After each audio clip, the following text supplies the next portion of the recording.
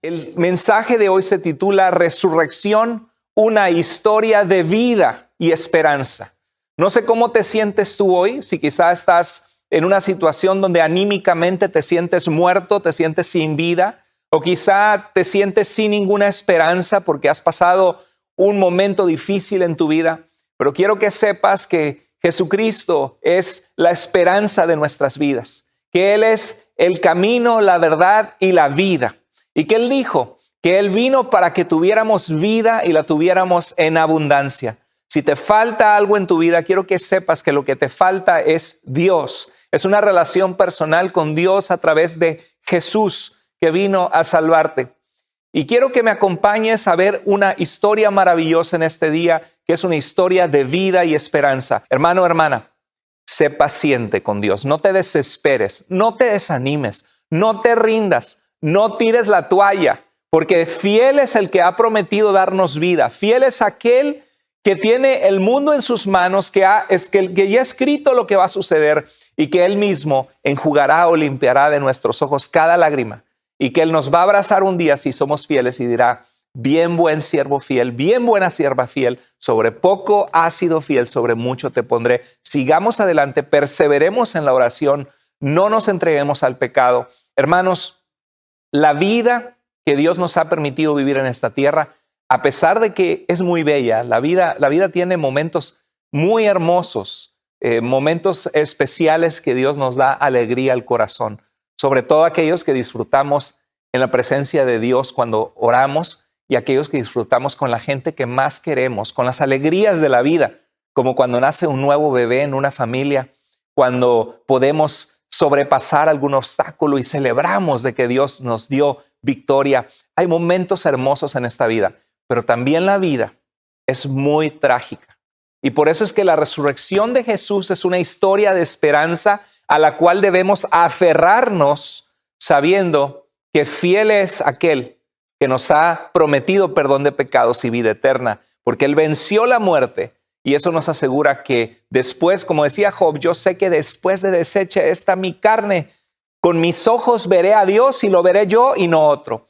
Qué promesa tan maravillosa que el mundo no conoce, pero que aquellos que tienen a Jesús en su vida tienen el privilegio de aferrarse a esa promesa. La vida es trágica y la vida, por más bella y afortunada que nos toque en momentos, está llena de retos, está llena de desilusiones, de traiciones, está llena de dolor, está llena de obstáculos. Dígame si no es cierto.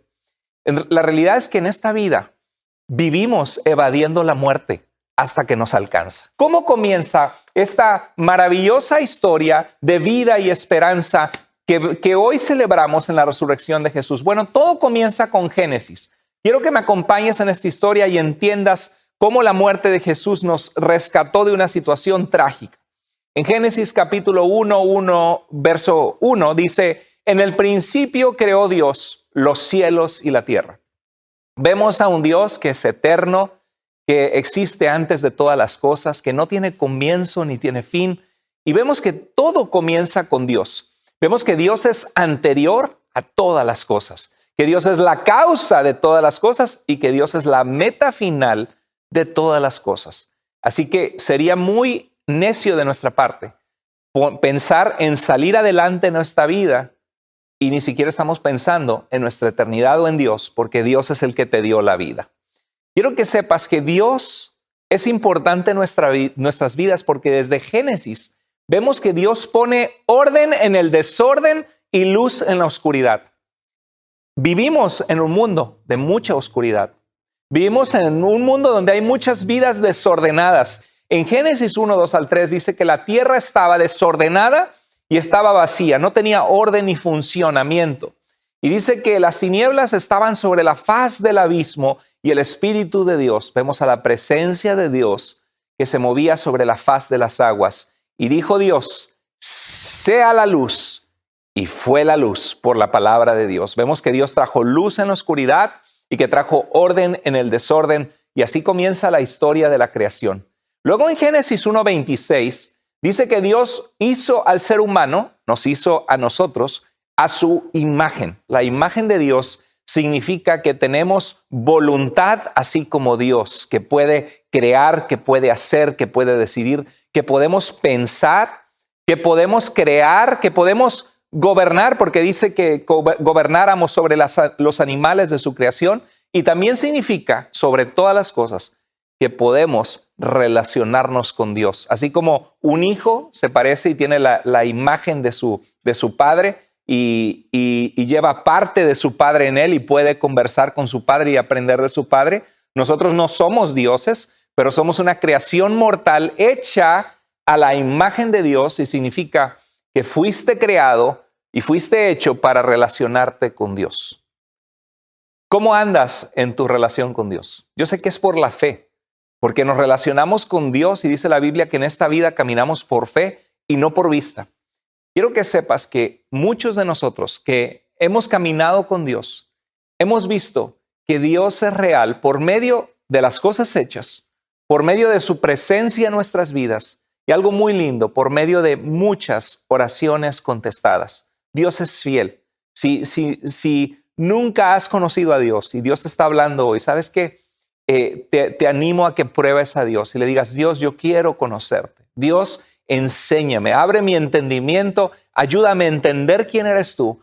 Trae paz a mi vida, Dios. Y puedes pedir por alguna petición que tengas y anota tus oraciones para que veas cómo Dios contesta oraciones en la vida de aquellos que le buscan. Fuimos creados para relacionarnos con Dios y para buscar a Dios. Pero también lo que vemos en esta historia maravillosa de vida y esperanza es que es una historia también de vida o muerte. Esa es la importancia que busquemos a Dios mientras podamos encontrarlo y que confiemos, que creamos y que entreguemos nuestro corazón a Jesucristo, que murió y resucitó por nosotros. Porque esa es una historia de vida o muerte. En Génesis 3, 4 al 5 dice, aparece un animal que era muy astuto, pero hasta el final de la Biblia, en Apocalipsis, vemos que hubo alguien que estuvo atrás de esta historia, de esta serpiente, que era Satanás. Y es una historia que nos muestra que hay alguien atrás de mucho de la maldad del mundo, de mucho de las enemistades y el desamor y la falta de propósito en la vida y de la falta de buscar a Dios. Y ese alguien es Satanás. Dice en Génesis 3, Satanás significa enemigo, adversario. Tenemos un enemigo de nuestras almas, alguien que quiere nuestra destrucción. Jesús decía que el enemigo, el ladrón, hablando de que Él es el buen pastor, el ladrón viene a matar, robar y destruir, pero que Él ha venido para que tengamos vida y vida en abundancia. En Génesis 3, 4 al 5 dice que la serpiente le dijo a la mujer: oye, el árbol que Dios te dijo que no tomaras, porque Dios puso una prueba de fidelidad al ser humano y le dijo: no, puedes comer de todo, pero de este árbol que está aquí en medio del huerto del conocimiento del bien y del mal, no comas, porque el día que comas vas a morir.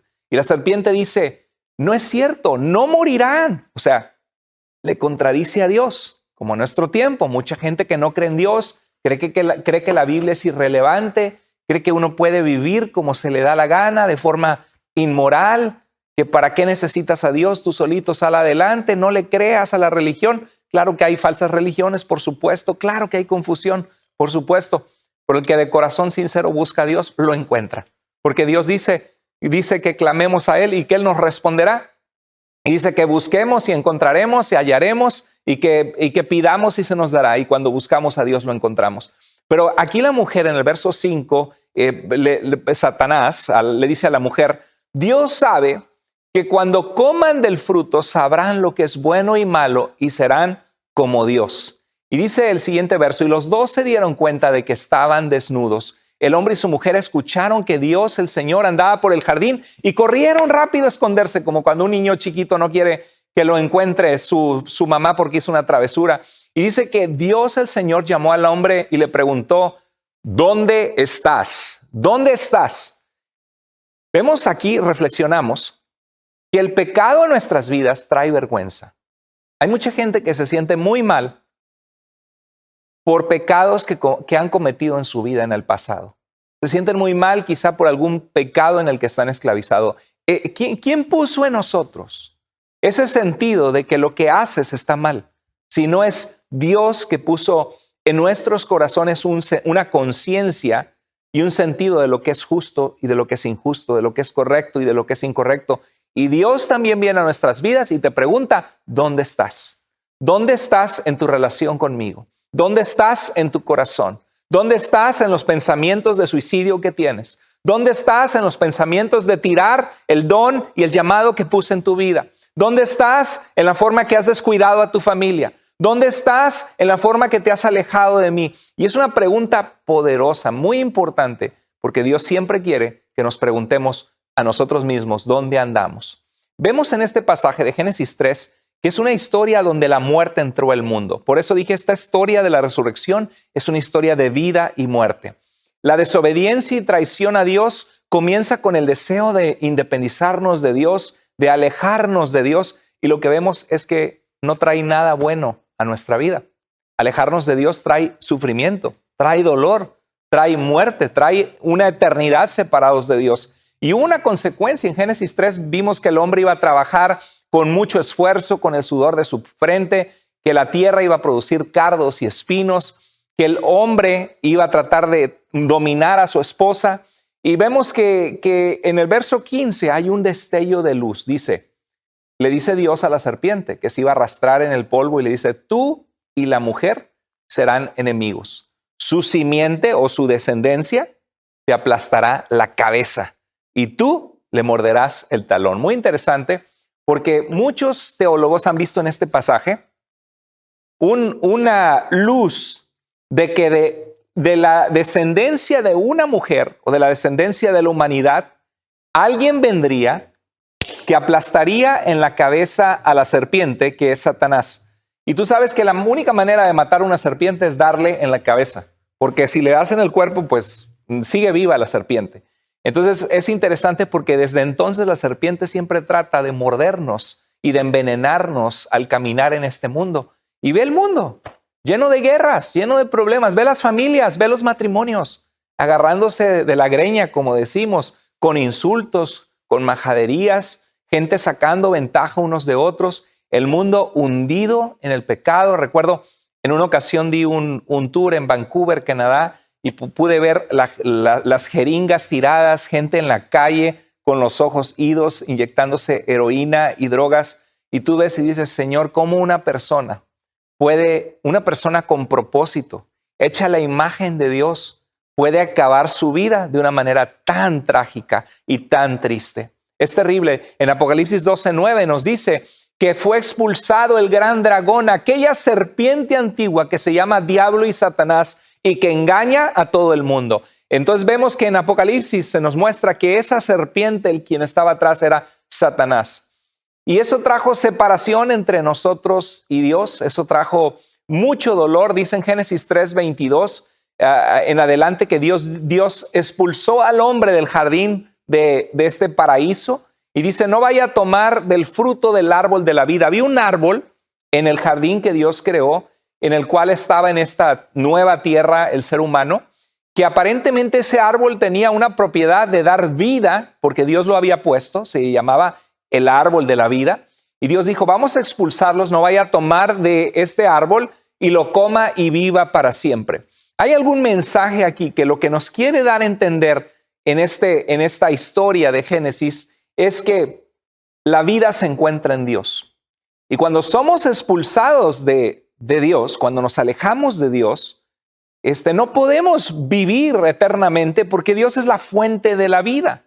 Y dice que Dios sacó al hombre del jardín y en el verso 24 dice que puso unos querubines, unos seres alados que guardan la presencia de Dios, la majestad de Dios. Y dice que había una espada ardiendo que daba vueltas, o sea, no te puedes acercar porque te acercas y una espada ardiendo te mata, no puedes acercarte a la vida y es un constante morir en este mundo.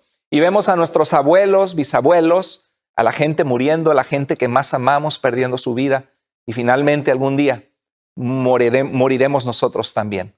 Entonces vemos que nadie podía llegar al árbol de la vida. ¿Sabes qué es lo maravilloso? Que a través de lo que hoy celebramos, la vida de Jesucristo, su muerte y resurrección, al final de Apocalipsis vamos a ver nuevamente este árbol de la vida disponible a aquellos que están en Jesucristo. El ser humano necesita la presencia de Dios para vivir y la lejanía de Dios produce muerte. Vemos en esta historia que las cosas de este mundo están mal, están muy mal. Y Génesis 3 muestra que con gran esfuerzo y dolor trabajamos y vivimos en esta vida. La vida cuesta y la vida está marcada por el egoísmo, la lucha de control unos por otros. Y entonces es cuando Dios dice, vamos a comenzar un plan de rescatar a esta humanidad que su corazón es continuamente al mal. En Génesis 6 vemos que tuvo que haber un diluvio que trajo destrucción porque el corazón del hombre era continuamente al mal, al pecado. Y esta historia maravillosa que culmina en Jesús comienza en Génesis 12, 1 al 3, donde hay un hombre que se le llama el amigo de Dios. Qué importante es ser fieles a Dios, creerle a Dios, honrar a Dios en nuestra vida. Y Abraham lo hizo a pesar de que no era fácil, a pesar de que vivía en una cultura que adoraba al Dios del sol y de la luna y que no adoraban a Dios, pero Dios se manifiesta a Abraham y le dice, deja tu familia. Y le dice en el verso 1 al 3 del capítulo 12 de Génesis, y haré de ti una nación grande. El pobre hombre ni hijos tenía, su esposa era estéril, no podían tener hijos, pero así se glorifica a Dios. Y eso Dios lo hace con nosotros, con aquel que está dispuesto, no importa dónde estés, Dios puede hacer las cosas que no son, darles vida y hacer algo maravilloso. Y Dios promete a este hombre que era estéril con su esposa una gran nación. Dice, haré de ti una nación grande y te bendeciré y serán benditas en ti, serán bendecidas en ti todas las familias de la tierra. Y aquí comienza la historia de la salvación, donde Dios hace un gran pueblo de Abraham, cumple su promesa, se llama Israel, y este pueblo de alguna manera terminan en medio de una sequía con José, uno de los hijos de un nieto de Abraham, terminan en Egipto y se levanta un rey de Egipto, Faraón, que no conoce a este pueblo de Israel y empiezan a ponerles cargas pesadas de trabajo y Dios levanta a un libertador, Moisés. Y este Moisés es el escritor que nos escribe esta historia de Génesis, Éxodo, Levítico, Número, Deuteronomio, los primeros 5 libros de la Biblia. Y Dios le dijo a Moisés, algún día yo te voy a usar para liberar a mi pueblo y algún día voy a levantar un hombre de Dios como tú y uno como yo. Y era una promesa del Mesías, de un Salvador que vendría, que sería como Moisés, para dar una nueva ley en nuestros corazones, una ley de obediencia a Dios, de amor a Dios, de amor al prójimo, que sería Jesucristo, que vendría alrededor de 14 siglos después. Y entonces vemos que Dios libera con poder a este pueblo de Israel y Faraón endurece su corazón, dice, no quiero dejar ir a este pueblo. ¿Y quién es el Señor para que yo los deje ir? Y Moisés le dice que el Señor le va a mostrar quién es. Y Dios le manda plagas muy fuertes, muy dolorosas. Qué importante es obedecer a Dios en las buenas y no tener que pasar por plagas dolorosas en nuestra vida. Ahorita estamos pasando por una plaga horrible en el mundo, un mundo totalmente apartado de Dios. Y vemos que Dios, en la última plaga, que fue la muerte de los primogénitos en Egipto, mandó a su pueblo, coman un cordero a prisa y esténse preparados porque yo los voy a liberar hoy.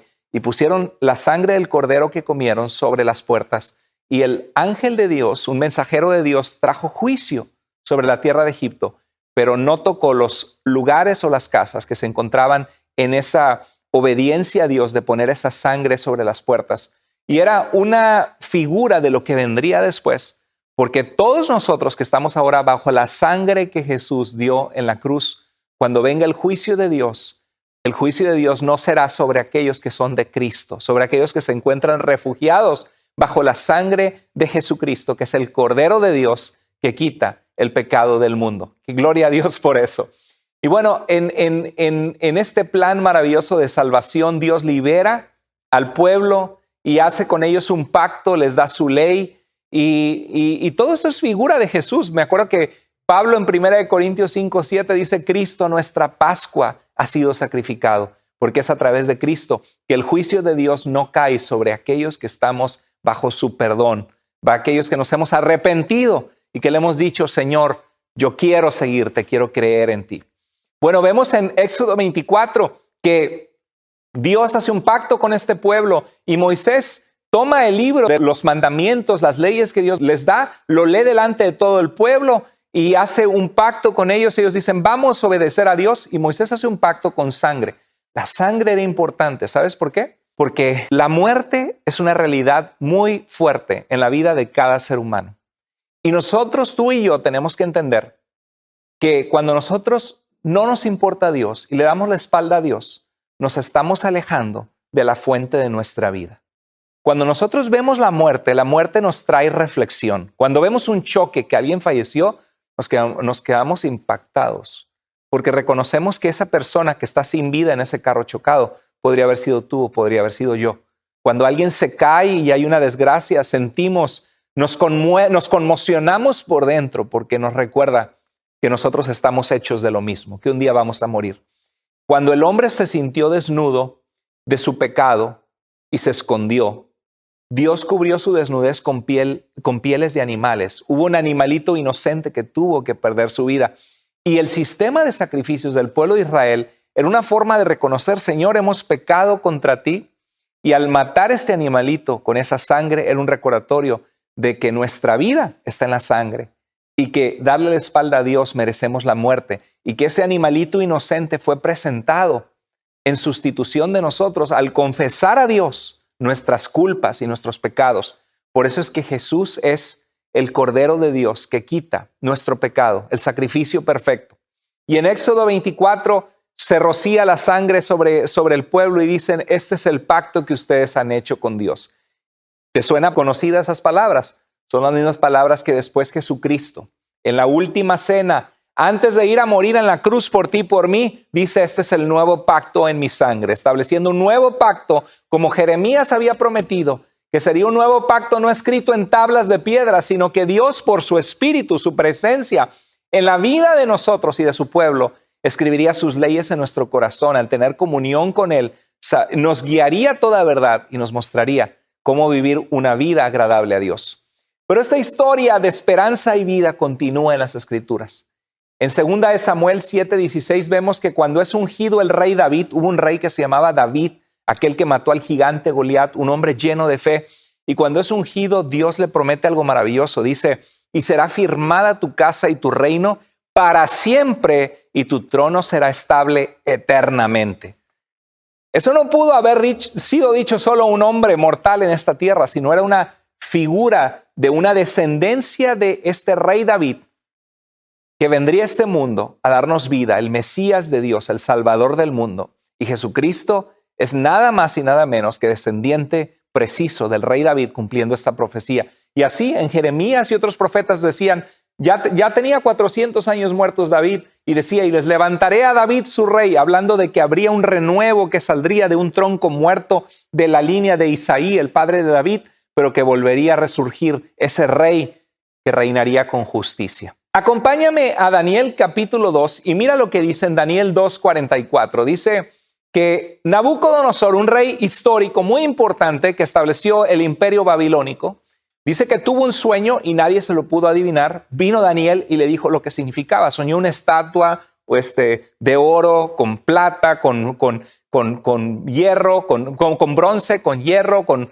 mitad hierro y mitad barro, y eran diferentes imperios. O sea, Dios le revela a Nabucodonosor y a Daniel los imperios venideros, que vendría Babilonia, luego vendría Medo-Persia, después vendrían los griegos, después los romanos. Y justo cuando está hablando del imperio romano, dice que hay una piedra que es soltada y va con fuerza, da contra esta estatua y esta estatua colapsa y cae. Está hablando de los imperios. El último imperio que cayó fue el imperio romano. Estoy hablando de un imperio de dominación mundial como lo fue Roma. Y tal como fue prescrito en la Escritura, vemos que nace Jesucristo. Y dice Daniel 2:44, y en los días de estos reyes, el Dios del cielo levantará un reino que no será jamás destruido. El reino de Dios, Jesús hablaba mucho del reino de Dios, no será jamás destruido. Y ese reino de Dios es un reino que se expande en la vida y en el corazón de toda aquella persona que se vuelve a Dios a través de la obra de Jesús. Y ese reino está presente y vivo. reconciliando personas con Dios, dando vida eterna, sanando a los heridos, dando vida a aquellos que ya no tenían esperanza. Y dice este pasaje que desmenuzará y consumirá todos estos reinos, pero Él permanecerá para siempre, dice Daniel 2:44. Esta era una profecía de este reino de Jesucristo. Este mensaje nos muestra que el reino de Jesús es un reino que no será jamás destruido, que Él es el Rey de Reyes, el Señor de los Señores, y que suyo es todo el poder, porque Él hizo la vida y la vida fue hecha para Él. Y un día todo el mundo va a dar cuenta delante de su presencia de lo que hizo con su vida y de las blasfemias que pronunció contra Dios. Dios merece y Jesucristo merece respeto, reverencia por quien Él es, porque no estaríamos aquí si no fuera por su gracia, si no fuera por la vida que Él nos ha dado. Hermanos, no solamente vendría un rey como David, triunfante, rey de reyes y señor de señores, que su reino no tendría fin, pero también en esta historia maravillosa de vida y esperanza en Isaías 53 se muestra como un siervo que sufre y que es sacrificado por nuestros pecados. Dice, Él herido fue por nuestras transgresiones. Transgresiones significa que pasamos por alto los mandatos de Dios, hicimos lo que quisimos en el pecado. Dice, molido, su espalda fue lacerada y golpeada, ensangrentada, le pusieron una corona de espinas, molido por nuestras iniquidades, nuestras maldades. El castigo por nuestra paz, el castigo que merecíamos nosotros de dejar de vivir y morir, porque le dimos la espalda al Dios que nos dio la vida, y lo que nos dio la paz y nos reconcilió con Dios fue que Él fue entregado como ese sacrificio por nuestros pecados. Dice, el castigo por nuestra paz cayó sobre Él y por sus heridas hemos sido sanados. Preciosa historia. No sé cómo te encuentras tú, pero si te encuentras lastimada o lastimado en tu alma, en tu corazón, si el pecado te tiene lastimado, este pasaje te debe recordar que en Jesucristo puedes encontrar sanidad del alma, sanidad de tu corazón. Lo siento si has sufrido, si viviste una niñez difícil. El Señor, por sus llagas, por su muerte en la cruz, nos reconcilió con Dios, perdonó nuestros pecados y nos hace nuevas personas y sana nuestra alma, esa relación especial con Dios. Y bueno, llegamos al Nuevo Testamento. Algunos no saben en qué se divide el Antiguo y el Nuevo Testamento, ¿sabes tú? La palabra testamento significa pacto. El antiguo pacto fue el pacto que Dios hizo dando la ley al pueblo de Israel, y ese pacto fue desaparecido porque ya no se necesita un templo, un sistema de sacrificios, porque Jesús vino a ser el Mesías, el Salvador del mundo, que dio su sangre en una cruz. Ya no se necesitan sacerdotes que sacrifican animalitos para concientizarnos de la necesidad de una relación con Dios, porque Jesucristo es el camino para tener esa relación con Dios. Él fue el Cordero que quita el pecado del mundo. Y el Nuevo Testamento comienza, el nuevo pacto comienza con la venida de nuestro Señor Jesús. Vamos a Gálatas 4:4 y nos dice que cuando vino el cumplimiento del tiempo, Dios envió a su Hijo, nacido de mujer, nacido de la Virgen María y nacido bajo la ley, para salvar a aquellos que se encontraban bajo la ley y al no poder cumplirla estaban bajo el juicio de la ley, y Cristo vino y los rescató, nos rescató de nuestro pecado. Cuando vino el cumplimiento perfecto del tiempo, cuando estaba el Imperio Romano, cuando se puso la Pax Romana, la paz impuesta por el imperio, patrullando los caminos con caminos que comunicaban todo el imperio para el avance del evangelio, en el tiempo preciso Dios envió a Jesús para salvarnos. Vino a salvarnos y comienza el Evangelio de Mateo. Lo abres, el primer evangelio que vemos en el Nuevo Testamento, en Mateo capítulo 1, y comienza diciendo en Mateo capítulo 1, verso 1, libro de la genealogía de Jesucristo, hijo de David, hijo de Abraham. ¿Te suena eso conocido? ¿Te acuerdas de las promesas que Dios había hecho por medio de Abraham y que le había hecho a David? Que su reino sería un reino eterno que jamás pasaría. Bueno, Jesús es ese cumplimiento. Jesús vino de la descendencia del rey David, y por eso cuando Jesús hacía portentos y milagros, la gente se preguntaba, como en Mateo 12, 22 o 23, decía, ¿será este aquel hijo de David? ¿A qué se refería? ¿Será aquel Mesías, aquel ungido de Dios, aquel rey poderoso que vendrá a rescatarnos y a salvarnos?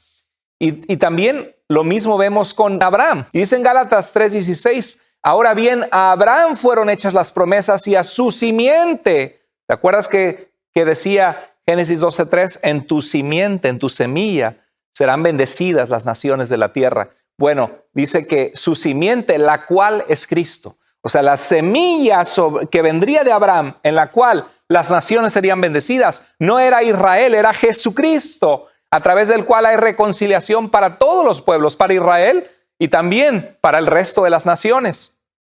Gálatas 3:29 dice, hermanos, si ustedes son de Cristo, ciertamente la semilla de Abraham son hijos de la promesa, dice, y conforme a la promesa son herederos. ¿Herederos de qué? De las promesas de ser bendecidos, de tener vida en Dios, porque es esa promesa hecha a Abraham de que sería bendecido y que serían bendecidas las naciones, era una figura que apuntaba a Jesús, a través del cual somos reconciliados con nuestro Dios.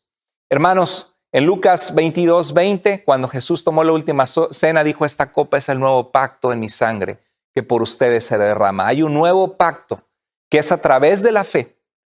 Si tú me dices hoy, pastor, ¿y qué me está diciendo usted? ¿Cómo me reconcilio con Dios? Bueno, recuerda, hay un pasaje en Romanos que dice, capítulo 10, verso 8 y 9, dice, este es el mensaje de fe que predicamos, que si confiesas con tu boca que Jesús es el Señor, Señor de tu vida, y crees en tu corazón que Dios le levantó de los muertos, serás salvo, porque con el corazón se cree para que Dios te perdone, te declare justo, pero con la boca se clama a Dios para salvación. ¿Qué tienes que hacer? Creer que Jesús dio su vida por ti en la cruz, arrepentirte de toda tu maldad, de tu vida sin Dios, y clamar a Él y decirle, Señor, te necesito, perdóname, quiero nacer en ti. Jesús vino a salvarnos y su obra fue completa y total. Y esto es lo que distingue a una iglesia que honra a Jesucristo de una iglesia falsa, de una secta o de una falsa doctrina o de una iglesia falsa. Las iglesias falsas creen que su grupo es la restauración de la verdadera iglesia. Creen que solo a través de su organización tú puedes entrar con Dios. Pero Jesús dijo no. Dijo en Juan 14:6, yo soy el camino. ¿El camino quién es? Jesús. Yo soy la verdad y yo soy la vida. Nadie llega al Padre si no es por mí. Jesús fue su muerte y su resurrección lo que nos compró para Dios. Porque Él murió la muerte que nosotros merecíamos al darle la espalda a Dios. Él fue el Cordero de Dios, Él fue el sacrificio perfecto, Él fue las promesas cumplidas a Abraham y a David. Él es el Rey que vendrá con poder. En Jesús hay reconciliación con Dios. En Juan 19:30, ¿tú sabes cuáles fueron las últimas palabras de Jesús? Además de orar, Padre, perdónalos, no saben lo que hacen. ¿Sabes? O Eloí, Eloí, lama sabactani, Dios mío, ¿por qué me has desamparado? En ese momento se sintió abandonado, golpeado, avergonzado. El pecado del mundo cayó sobre él. Como dice la Biblia, al que no conoció pecado, por nosotros fue hecho como pecado, muriendo como un criminal, como si él hubiera sido el ofensor. Dice, para que nosotros seamos hechos justicia de Dios en él, una vida justa, una vida limpia, perdonada, porque Jesús ya murió por nosotros. En las últimas palabras de Jesús en Juan 19:30 fueron, extendiendo sus brazos, su crucificado, dijo, consumado es. O sea, he terminado la obra a la cual vine. ¿A qué vino? A morir por tus pecados y por mis pecados. Y dice la Biblia en Mateo 27:51, es parte de esta historia maravillosa de esperanza, que el velo del templo, había un velo que separaba, o una cortina que separaba el lugar santo donde entraba el sacerdote para poder ministrar al pueblo y acercarse a Dios. Y había en esa cortina una cortina que estaba el lugar santísimo, del otro lado de la cortina donde estaba el arca del pacto con Dios, que contenía dentro los 10 mandamientos, la vara de Aarón, maná del cielo, y simbolizaba toda la historia de amor de Dios con Israel. Y entraba el sacerdote una vez al año en el día del perdón y clamaba por el pueblo y decía, Señor, perdona a tu pueblo. Ponían sus manos confesando sus pecados sobre sobre un animalito inocente que era enviado al desierto, que simbolizaba que Dios se lleva lejos de nosotros nuestros pecados cuando los confesamos, y el otro animal era sacrificado y entraba a ese lugar santísimo, y era santísimo porque el Dios Santísimo tenía su presencia en ese lugar. Y cuando Jesús muere, el único que podía entrar era ese sacerdote habiéndose purificado él antes. Y dice Mateo 27:51 que cuando murió Jesús, el velo del templo se rasgó en dos. Se rasgó de arriba a abajo. O sea, Dios inició el decir, ya no hay más obstáculo para acercarte a mi presencia. La tierra tembló y se partieron las rocas. Señales apocalípticas, escatológicas o del fin de los tiempos que profetizaban los profetas cuando el Señor se manifestara con poder. Así fue la muerte de Jesús, mostrando que estaba consumado, terminada nuestra salvación, nuestra redención, nuestro rescate. Me encanta la palabra redención. La Biblia dice que Dios nos redimió del poder del pecado. ¿Sabes lo que significa redimir? Redimir significa comprar por un precio, volver a comprar algo que fue de Dios. Es como cuando, por ejemplo, un esclavo podía redimirse en la antigüedad, podía pagar su propia deuda para buscar su libertad, o alguien podría pagarlo por él para dejarlo ser libre. Y hay una historia que me encanta. Mi esposa tenía un cotorrito que se llamaba Firulais y yo lo conocí. Siempre pasábamos ahí por su casa y chiflaba el cotorrito y decía palabras. Y en una ocasión Firulais, por curioso, se fue por un techo que había allí y se salió por un lugar que podía salirse el cotorrito. A lo mejor dijo, a lo mejor allá está más divertido. Y pasó el tiempo, se perdió Firulais, no lo encontraron. Y en una ocasión, en un taller mecánico, alguien encontró que había una jaula chiquitita y en esa jaula chiquitita estaba Firulais. Alguien lo había encontrado, lo habían encerrado, no estaba bien cuidado, estaba en un lugar muy, muy pequeño. Y me pone a pensar que a veces hacemos eso nosotros. Decimos, bueno, me voy a salir de la voluntad de Dios, total, tengo ganas de hacer lo que el mundo hace y probar y divertirme o qué se sentirá esto o aquello. Y pensamos que vamos a ser felices, que vamos a encontrar libertad. Y lo que terminamos es que terminamos en una jaula, aprisionados por el pecado, por las adicciones, por el desamor, por la traición, por la amargura, porque pensamos que íbamos a ser más libres y no nos damos cuenta que en Cristo ahora es cuando realmente somos libres si permanecemos en Él. Y entonces fue mi esposa y le dijo, ¿saben qué? Le dijo en el taller mecánico, ese cotorrito es mío. Llegó mi esposa y el cotorrito empezó a brincar, a bailar, a celebrar porque la reconoció. Y aunque era obvio, dijo, no, si usted quiere este cotorrito nos va a tener que pagar, creo que era 500 pesos en ese entonces. Nos va a tener que pagar 500 pesos. Y dijo, bueno, les puedo dar una recompensa, pero ¿por qué voy a tener que pagar algo cuando es mi cotorro? Ustedes lo encontraron, les agradezco, les pago lo que hayan gastado, les doy una recompensa, pero total de que fue algo injusto, pero mi esposa fue y trajo el dinero y les dio 500 pesos. O sea, volvió a pagar por algo que ya era de ella. Y me pone a pensar que algo así es lo que Dios hace por nosotros. Nos crea, somos obra de Dios y Dios quiere que le conozcamos. Estamos en este mundo por la fe, a ciegas, a ver si a tientas encontramos a Dios. O a veces hemos oído de Dios, pero no nos hemos rendido a Él. Nos vamos a explorar por fuera, por el pecado, terminamos aprisionados y Dios viene y vuelve a comprar algo que ya era de Él para hacernos libres de no estar en la jaula del pecado o de la condenación de la muerte. Pero sabes que no, el precio no son 500 pesos, el precio fue la sangre derramada de Jesús en una cruz por tus pecados y mis pecados. Así de grande es el amor de Dios. Y así de maravilloso fue en Mateo 27, cuando Jesús exhaló su último aliento y dijo, consumado es, y el velo del templo se rasgó en dos de arriba abajo. Y por eso en el libro de Hebreos nos dice que ya que en Jesús, el Hijo de Dios, tenemos un gran sacerdote, sumo sacerdote, que ha atravesado los cielos, a la presencia misma del Padre por nosotros, dice que nos aferremos a la fe que hemos creído, a la fe que profesamos. Y en Hebreos 4:16 dice, así que acerquémonos confiadamente. El sacerdote no se podía acercar confiadamente. porque si había pecado en su corazón, algunos de ellos podían caer bajo el juicio de Dios y caer muertos. Tenían que prepararse muy bien. Y aquí nos dice la palabra, acércate. Si te has arrepentido y has clamado a Jesús y le has dicho, Dios, perdóname porque he fallado, perdóname porque me he alejado de ti. Yo creo que Jesús dio su vida en la cruz, me arrepiento. Dice que te acerques confiadamente al trono de Dios, al trono de la gracia. ¿Qué es la gracia? El regalo inmerecido de que Él te recibe, aunque tú no lo merezcas, para recibir misericordia y hallar la gracia que nos ayude en el momento que más la necesitamos. Preciosa promesa.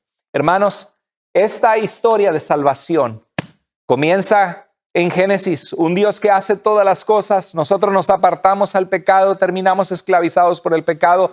Dios promete que de la semilla de Abraham vendrá la salvación y en esa semilla, en Jesús, serán bendecidas las familias de la tierra. Dios promete que levantará un rey poderoso de justicia, que pondrá fin a todas las cosas y que toda la humanidad comparecerá delante de su presencia. Y viene en Jesús, cumple las promesas de Abraham, las promesas de David.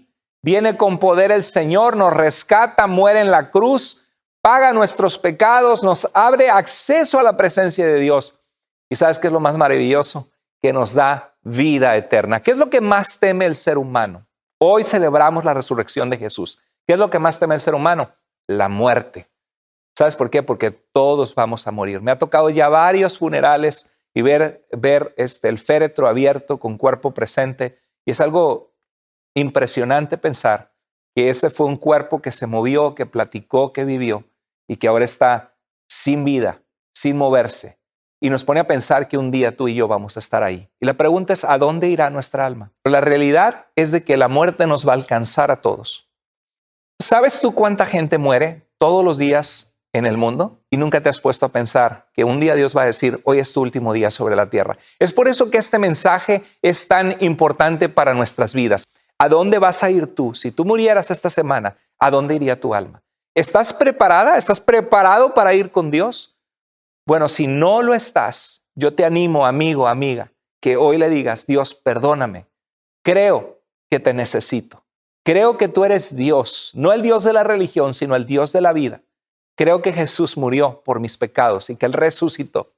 Y te abro mi corazón, perdóname, dame vida, dame promesa de vida. Quiero seguirte de ahora en adelante. ¿Por qué no haces esa oración y clamas en tu corazón? Mira, en 1 Corintios 15, 53 al 54 nos da una promesa hermosa en base a lo que Jesús hizo. Pablo está diciendo que la resurrección es algo que verdaderamente pasó.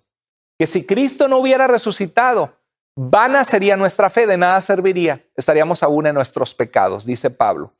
Y dice de que cuando Jesús resucitó, apareció a los 12 apóstoles y apareció a más de 500 personas, testigos oculares de la resurrección. Y dice, al último, como alguien fuera de tiempo, me apareció a mí. Pablo no quería ni saber de Cristo, pensaba que era una falsedad. Y Jesús resucitado se le aparece y él cae al piso.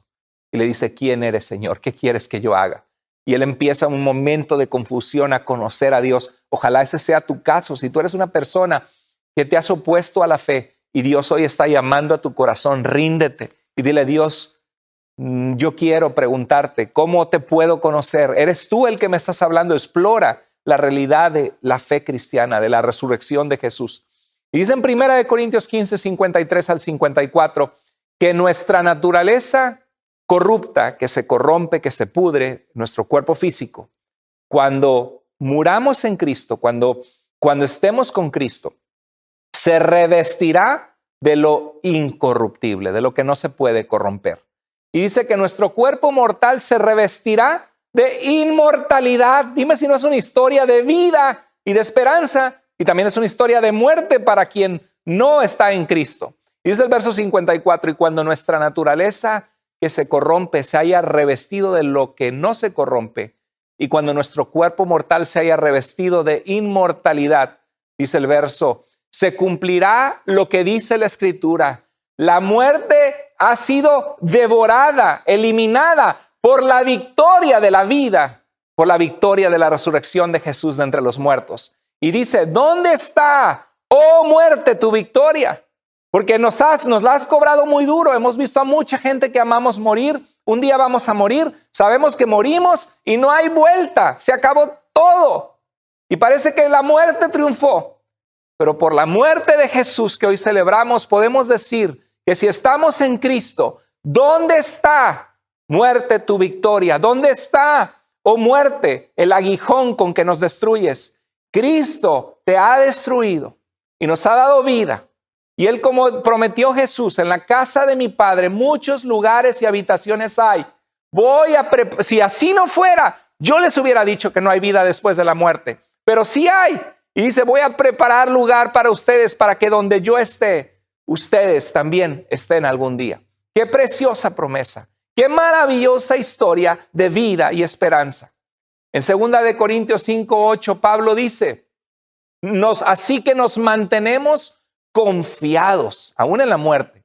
Dice, y aún si nos toca morir, preferiríamos ausentarnos de este cuerpo y vivir junto al Señor. Por eso nos empeñamos en agradarle, ya sea que vivamos en nuestro cuerpo o que lo hayamos dejado, queremos vivir nuestra eternidad para agradar a nuestro Creador, a nuestro Dios. Y dice 2 Corintios 5:10, porque todos tenemos que presentarnos ante el tribunal del juez Jesucristo, para que cada uno reciba lo que le corresponda según lo bueno o lo malo que haya hecho mientras estaba en el cuerpo. Terrible pasaje, ¿no? Que nos debe concientizar que un día vamos a dar cuenta a nuestro Dios de lo que hicimos en esta vida mientras estábamos en este cuerpo humano, sea bueno o sea malo. Por eso es que este mensaje de resurrección es tan importante para recordar que Jesús compró nuestro perdón, que nos dio vida, que resucitó, para que un día podamos estar para siempre con Él en su presencia. Mira cómo termina esta maravillosa historia. Empezamos con Génesis, esta historia de vida y de esperanza en medio de la muerte, del pecado, de la obra de Satanás, en medio de la desesperanza. Mira cómo termina Apocalipsis 5:9. Dice que cantaban este canto nuevo las multitudes delante de Dios, los ancianos que estaban postrados delante de Dios, los santos del antiguo pacto y del nuevo pacto, y le decían a Dios, tú, Dios, le decían, eres digno, le decían a Jesucristo, tú eres digno, mereces tomar el rollo. ¿Qué rollo era? Era el rollo que contenía la revelación de Dios para el fin de los tiempos. Tú eres el digno de abrirlo, Jesús, y de romper sus sellos, porque fuiste sacrificado, fuiste inmolado, sacrificado, y derramando tu sangre, nos redimiste, nos rescataste, nos volviste a comprar con el precio de tu sangre para Dios, gente de toda raza, lengua, pueblo y nación. Que un día Dios nos permite estar entre las multitudes de Apocalipsis, que vamos a cantar al Cordero de Dios que fue inmolado por nosotros. Y así estaremos tomados de la mano, quizá con chinitos, con japoneses, vietnamitas, africanos, ingleses, holandeses, y nos postraremos delante del Señor y le diremos, digno eres, porque cambiaste mi vida cuando mi vida no tenía esperanza, porque me diste vida cuando mi vida no veía yo la salida, tú me la diste y me diste salvación y vida eterna. Termina Apocalipsis 21:3 diciendo, y oí una voz fuerte que venía del trono y que decía, aquí está el lugar donde Dios vive con los hombres. Ups, ¿qué había pasado en Génesis? El hombre fue expulsado de la presencia de Dios y del árbol de la vida para tener inmortalidad. Y aquí que vemos en Apocalipsis, vemos una nueva creación a través de la muerte y resurrección del Cordero de Dios, de Jesús. Dice, aquí está el lugar donde Dios vive con los hombres. Vivirá con ellos y ellos serán su pueblo y Dios mismo estará con ellos como su Dios. Secará todas las lágrimas de ellos y ya no habrá más muerte, ni llanto, ni lamento, ni dolor, porque todo lo que antes existía, el pecado, la muerte, la traición, la mentira, las envidias, la calumnia, la inmoralidad sexual, la deshonestidad, todo lo que antes existía ha dejado de existir. Gloria a Dios. Qué maravillosa historia Hoy celebramos la resurrección de Jesús, la vida que Jesús trajo. Y Apocalipsis 22, 2 al 3 dice, en medio de la calle principal de la ciudad, la Nueva Jerusalén, que es la presencia de Dios con su pueblo, dice, y a cada lado de este río de vida, este río de agua viva que venía del trono de Dios, dice que crecía el árbol de la vida que da fruto cada mes, 12 veces al año, y las hojas del árbol sirven para sanar a las naciones. ¿Qué vemos? Que el árbol de la vida, que en Génesis 3 el hombre fue expulsado fuera para no tener vida, porque se supone que el árbol que podía darle vida, vemos en esta historia apocalíptica simbólica que este árbol de la vida es la vida que Dios nos da en su presencia y que la presencia de Dios trae sanidad a nuestras vidas. Dice el verso 3, ya no habrá allí nada puesto bajo la maldición del pecado, de la muerte. Dice, el trono de Dios y del Cordero de Jesús estará en la ciudad y sus siervos lo adorarán. Oye, ¿cuántos de ustedes quieren tener vida eterna? ¿De qué te serviría si hoy te dieran 20 millones de dólares o 50 millones de dólares? Y te vas a morir en un mes y vas a ir una eternidad apartado de Dios, lejos de su presencia. ¿De qué te servirían 3,000 millones de dólares? De nada. Sería como basura. Por eso decía Pablo, las cosas que para mí eran ganancias las he tenido por basura por ganar a Cristo. Pero es algo que la gente no ve porque solamente ven lo que sus ojos ven en este mundo y no ven la realidad espiritual de las cosas.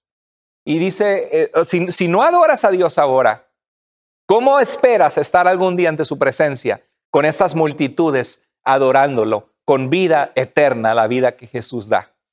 Termina Apocalipsis 22, 4 al 5 diciendo, lo verán a Dios cara a cara y llevarán su nombre en la frente. Eso significa serán propiedad de Dios y estará presente en sus vidas en la máxima plenitud.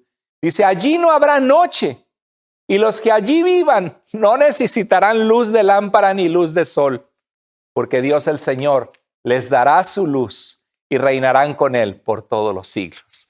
Qué hermosa historia. Dígame si no es una historia maravillosa. ¿Cómo comienza? En el principio creó Dios los cielos y la tierra estaba desordenada y vacía, y el Espíritu de Dios se movía sobre la faz de las aguas. Y dijo Dios, sea la luz, y fue hecha la luz, y se separó la luz de las tinieblas. Y llegamos a Apocalipsis y vemos que el orden fue puesto en una relación perfecta con Dios, con personas redimidas, rescatadas por la gracia de Dios, que por los siglos y los siglos van a estar agradecidos con Dios, y donde Dios mismo será la luz, el Dios que dijo sea la luz y fue la luz, ese Dios será la luz de nosotros. Y podemos conocer todo lo que no conocíamos ahora, que ahora conocemos en parte, que caminamos por fe. Ya no caminaremos más por fe, sino ahora sí veremos cara a cara, por vista. Gloria a Dios por eso. En esta historia maravillosa, los propósitos de la creación original son cumplidos por lo que hoy celebramos, la resurrección de Jesús de la muerte. Satanás y la muerte serán destruidos y el compañerismo eterno con Dios es restaurado y disfrutado en plenitud. Este mensaje es resurrección, una historia de vida y esperanza. Quiero preguntarte, ¿tú ya conoces el poder de la resurrección de Jesús? Vimos que es una historia de amor, un amor profundo que Dios tiene por ti.